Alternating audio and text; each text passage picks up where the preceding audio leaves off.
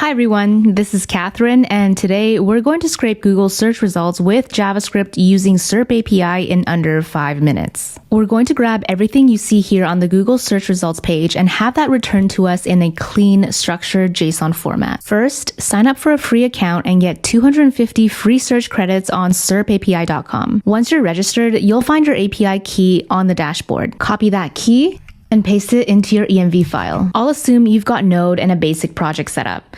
If not, check out this video that will take you through the steps of setting up a basic Node project. In the root directory of our project, create an index.js file which will contain the entire script we run to call SerpApi and pull Google search results from the web. To make our lives easier, we'll install two packages, .env to access our environment variables and SerpApi library to make the API call to scrape data. As usual, we need to import and configure the libraries before we can actually use them. Now that we've got access to our API key, we can make the API call to fetch our search results.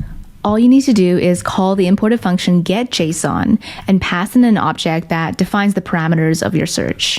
First, we need our API key, of course. Second, we need to specify the search term that we want to use for this API call. For today, let's use the term matcha since that's really trending right now. Now, these are the only two required parameters for the Google Search API. SerpApi offers tons of other APIs to access different search result types and even other search engines. For example, if you wanted to return Google Images, you'd assign the engine parameter to Google Images. There's also Google Shopping if you want product results.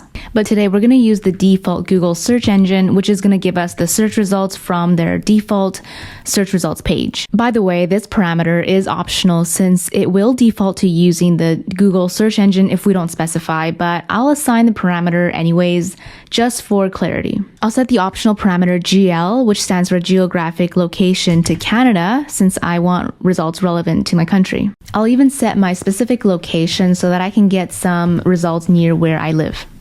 Finally, let's console log this to see what we get back from the API.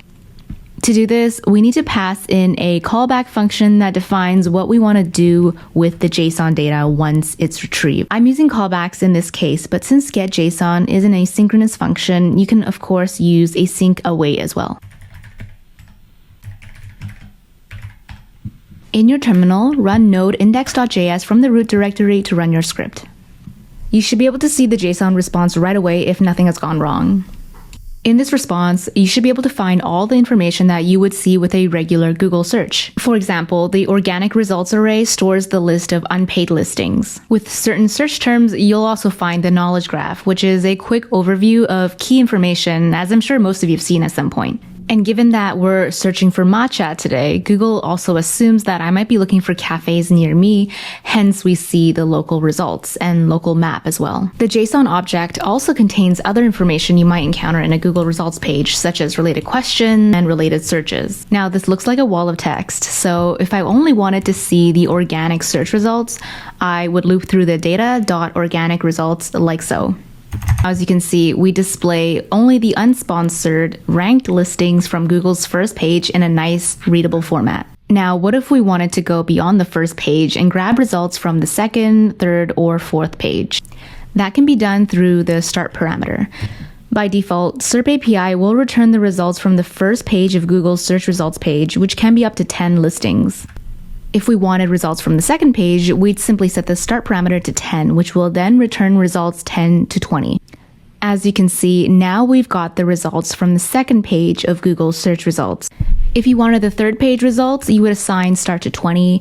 If you wanted the fourth page results, you would assign start to 30, and so on. SerpApi makes pulling data from the web insanely easy, and you no longer have to waste time dealing with Google's changing layouts, getting IP blocked, or solving CAPTCHAs. If you have any questions at all, feel free to leave me a comment below or contact us at contact@serpapi.com. Thank you so much for watching, and be sure to leave a like and subscribe if you found this video helpful.